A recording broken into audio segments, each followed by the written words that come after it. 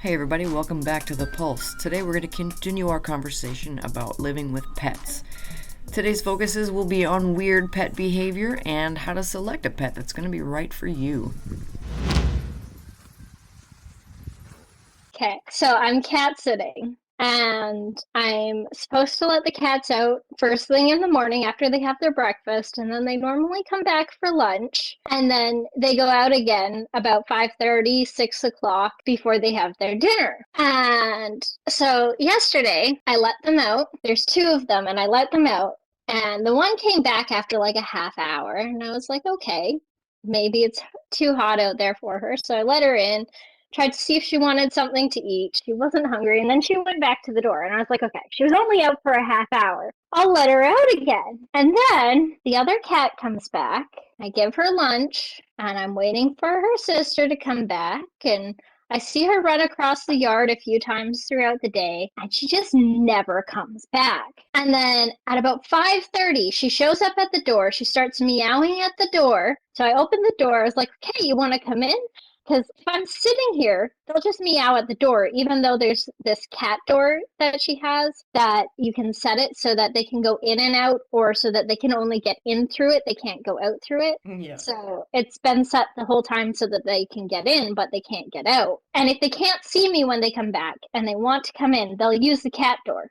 But if I'm sitting here, they'll meow at the door. So I'm like, okay, so that's what she's doing. So I open up the door. I'm like, you want to come in? And she just sits there and meows at me. I'm like, what is going on with you? I got the catnip. I'm like, maybe she'll come in for catnip. And so I'm like, okay. So I brought it out on the deck. And then she goes across to the other side of the deck nonchalantly and just lays down. And I'm like, you can come get the catnip? No. And so I got up to go over to give it to her, and she runs back down the stairs and she was gone. And I don't know what time she actually came back up to the deck. I woke up like 4 times last night, and I came out and checked. She was not here. I had the light on the deck so that I could see her if she was out on the deck.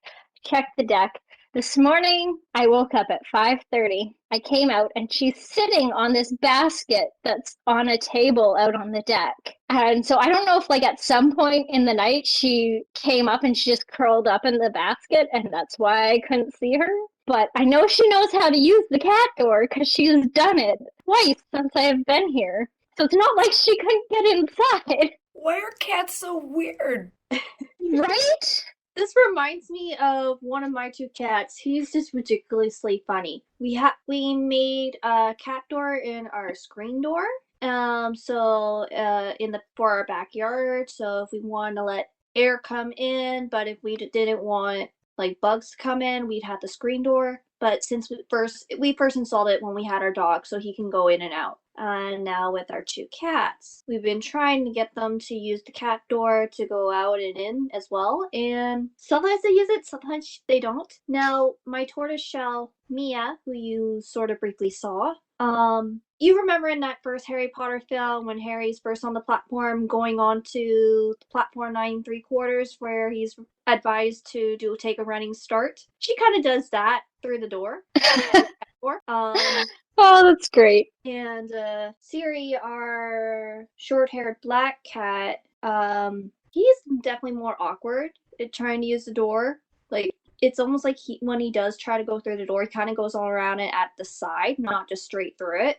It's kind of funny to watch. But another thing too, when he doesn't want to use the door and he wants to be in, the meow he does, it's kind of like I describe it as a little bit sad and pathetic just because of how the pitch is. And he does that both for when he wants to be let in and when he wants to be let out, especially once he wants to go outside. But it definitely shows because there's sometimes when he wants to be out, but we can't let him out yet. And it's like, oh my god, dude. So animals do such weird things. I was talking to a few people in preparation for this episode, and I have a friend she's just got a puppy, I guess, December. So it's getting a little bit older. And that could be totally off. It could be like a month old or a year, I don't know. Sometime within the last 6 months. And so this puppy, as you know, they're very excitable. They don't really follow your rules yet. So this puppy came home and has been eating children's socks, like the entire sock. So it'll either throw up or it will come out the other end. And this is something that, of course, like you can't have your dogs eating entire socks. But that's not the only thing. Okay, we'll put the socks away, no problem. But you can't put away our walls. Now, this dog has chewed a hole in the middle of a wall. There's no corner, no nothing, just went at the middle of the wall, and ate a hole in the wall. Oh my god. Unexpected puppy behavior. I used to have a cat who would specifically get behind me on the couch and jump into whatever drink or bowl I had going on. And I don't know how he did it, but he was always both of his front paws, and then stuff would shatter everywhere. And it's just like, okay, first I lost my dinner. Now I have to clean up. You've got chili all over you. Oh my goodness. With the sock thing, you would be amazed at some of the things that dogs especially can end up eating. Like you see them on like shows like The Incredible Dr. Pol. There's just some things that these dogs and all what have ended up swallowing. It's like, oh my god, what the heck? Very weird things. Yeah, I've had unmentionables go missing before. Not my Yeah. favorite thing to lose, and not the best way to lose it. Yeah, luckily my sister's puppy, when I puppy sit him, he'll just like drag my socks around. He won't Aww. actually eat them. Like any fabric, pretty much. If there's a small piece of fabric, like he does it. Like if my brother's bedroom door is open, he'll play with his little carpet that's at the door of his room, and he'll drag around my dog's blanket, and she just kind of looks at him like, "What are you doing?" Aww. But yeah, they've become like the best of friends. When I first started watching him, my dog wasn't so sure, and now it's like there was one day I was watching him, and my sister came to pick him up, and she started running around my sister's feet, like she did not want him to go home. And so we managed to like get out the door without her, and we closed the door. But my door doesn't always latch very well. So like I always tell everybody, like when you close that door, you have to lock the deadbolt because it might pop open. And so we were just going to the car, and so I didn't bother locking the deadbolt. I was helping her carry out his bed, and the door pops open as we open the door to the car, and she comes running out, and as my sister's dog was put in the car, she jumps in after him, and she was not getting out. She's like, "He is not leaving me." Aww. That's love. It was very cute. Okay, so we all know you can train a lot of dogs, the majority of dogs, not all of them. But it's really hard to train a cat. We thought, what a great idea. Let's get one of those things that like sits in the toilet bowl, and then you can train your cat to Oh, my use the parents bowl. tried that with Mia, our first cat, years ago. They'd done something similar with a cat previously, that before me, I think, but it didn't work out too well. There are No. some cats, I guess, if you start them young, you could train them to use the toilet, but it's not likely gonna work with every cat. Trust No. me. Yeah, the lady I'm cat sitting for, she tried to do that with her cat when they were younger, and then she was like, "Yeah, it's just not working," and she ended up giving up on that. So when you're thinking about getting a pet, okay, let's say for example, you want to get a dog. If you're looking to get a pet, where's a good place to go if you're not going to go to a pet store? There are breeders, I guess, like licensed breeders, and there's also animal shelters. And I know for a fact that not all of PetSmart's animals come from puppy mills, at least not all of them, Okay. because we found a dog, the first dog I ever remember having. We found him on the SPCA website. He had been there so long, he ended up actually getting moved over to PetSmart because they had room for him. Sadly, if we hadn't adopted him, and I don't understand why nobody else had, he was a great dog.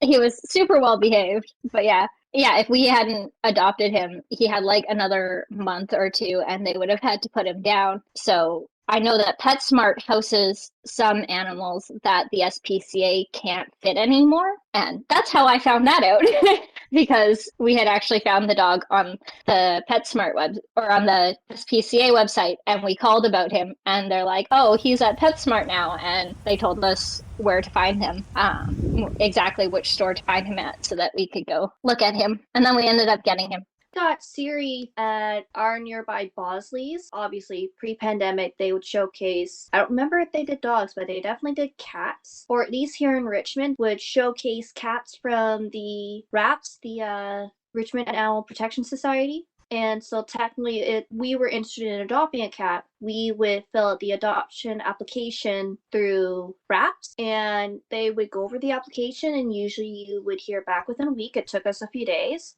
But they gave us the approval to adopt Siri, and so we were able to go to that store and take him home. That's awesome.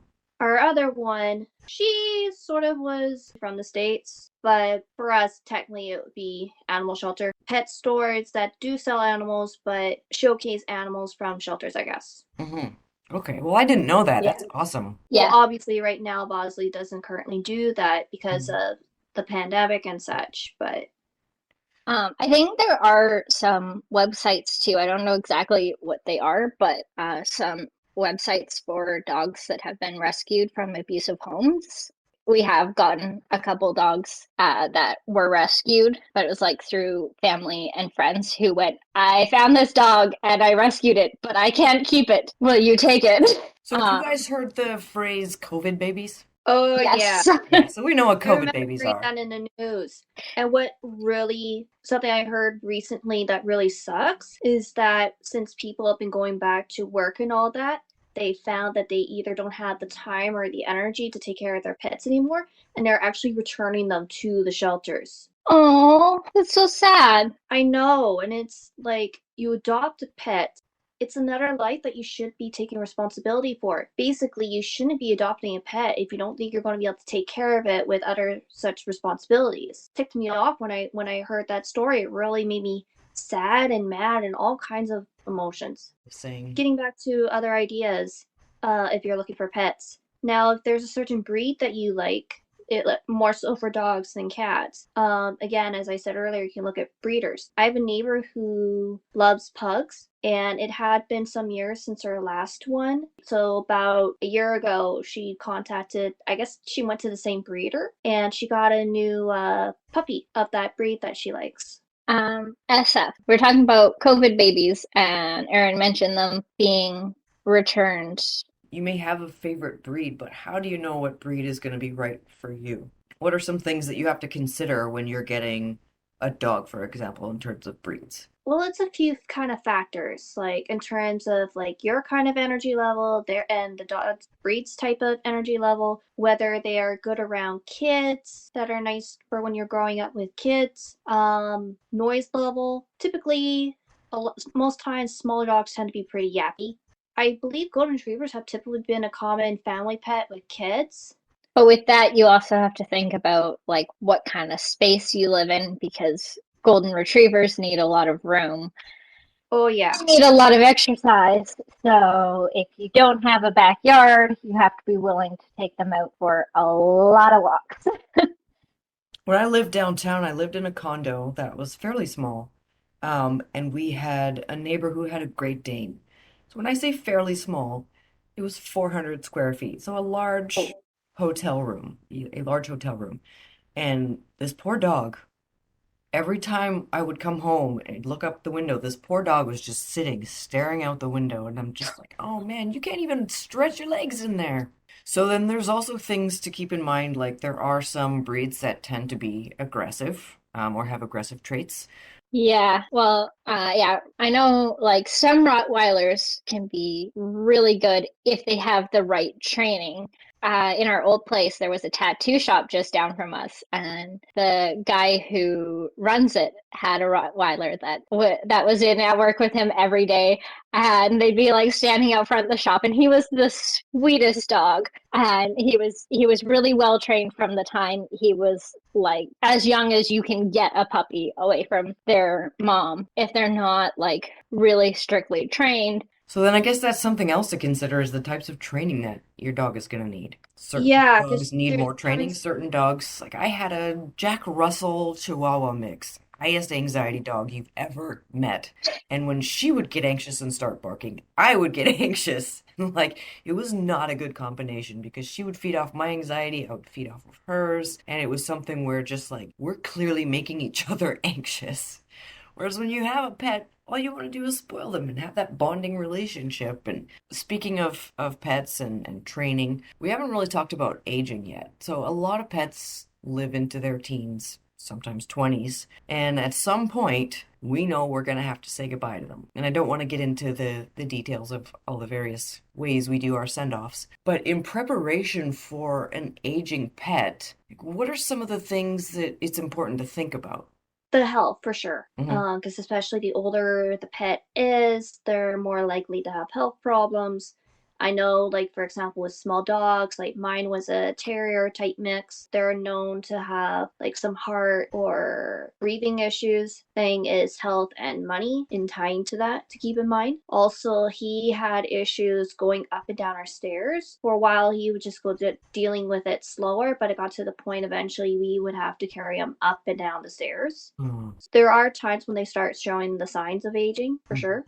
And so then, yeah, to your point, it gets more expensive. They need medication. They need different food when they get older. Senior food is not a joke with animals, right? That it actually is formulated differently. And so that's Medications. also, yeah, medications, food, potentially other things like, you've got to come home more often from work because your dog has incontinence issues or whatever it may be. But it's really good to think about as my pet is going to age, while I'm signing up for having a pet, I'm signing up for higher medical bills. I'm signing up for making sure they get lots of exercise. I'm signing up for super expensive food. That's on top of the money that you've been spending on them. So it just gets more and more expensive. But then, you sign up for that. When you're getting a pet, you know that it's gonna take from you. It's not just going to be a wonderful little addition to your heart. It's going to take finances. It's going to take time. It's going to take understanding and learning. So the most important thing for me is I lost my eldest cat last year and it changed my life. And the thing that came out of that for me was I didn't want to get a pet right away. There was no way. Because with the freshness of the pain, I knew that if I got another pet, I was signing up for another heartache. And I wasn't ready for that. So there's also that to consider is your dog is going to pass or your pet is going to pass.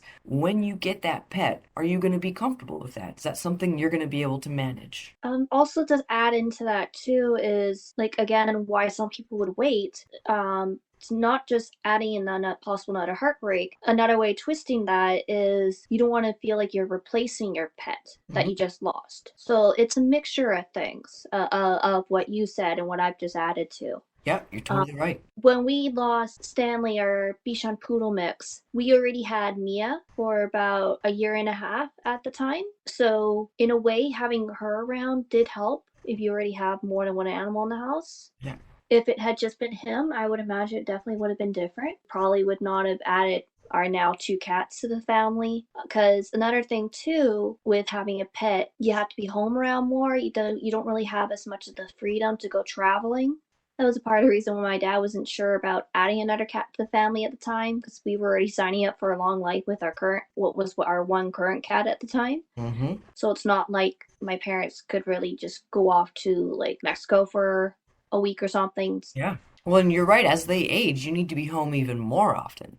Well, you Unless, of can, course, you but have a trusted family member or friend that's willing to look after them for a week. It varies because I've done that for a friend a few times. Her dog had these complicated health issues. He had to eat like really, really soft food. He got to the point where he would actually have accidents in the house or in the apartment that she was living in. I remember as she would go away a couple times and I would house sit and dog sit for her. And that had popped up a couple times. So it depends, right?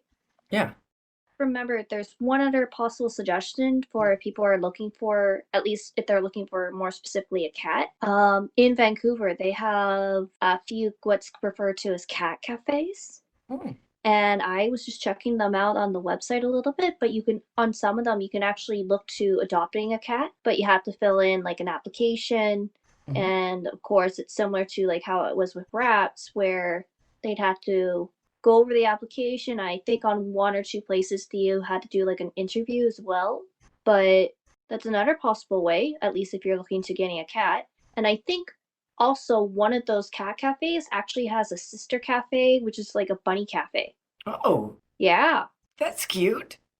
I guess it depends on a few things, like if there's a certain type of dog or a type of breed that you like, you think that would go well with your family, or same thing falls with cats. Another thing to keep in mind is allergies. Like for example, my dad has an allergy to fur. I think it's more for those with like long tight fur. I know our dog, he was referred to as what's called hypoallergenic. He actually had hair, not fur. Yep. So he had no problems with him. Now, with our cats, obviously depending on the time of year, things like like they shed and such. They're both relatively short-haired. Mia's a little bit more longer, I guess, in terms of her length of fur. But my dad has been pretty good with her. But if he were to like pick her up, put a space in her, obviously he would get a little reaction from that. Yeah. But for the most part, it's been pretty good. So that's another thing to keep in mind, because you never know if a family member might have a fur allergy. Sometimes that's also something to keep in mind as well. So if you believe you have a family member that does indeed have a fur allergy, you might have to look at either, like if you're looking at a cat, something with short fur that may not shed as much, or look at a dog that's, as I said, hypoallergenic. And that does it for this week's episode of The Pulse. Join us next week when we finish off our series on autism and pets. Thanks for joining us today. Don't forget to like, share, and subscribe. We'll see you soon.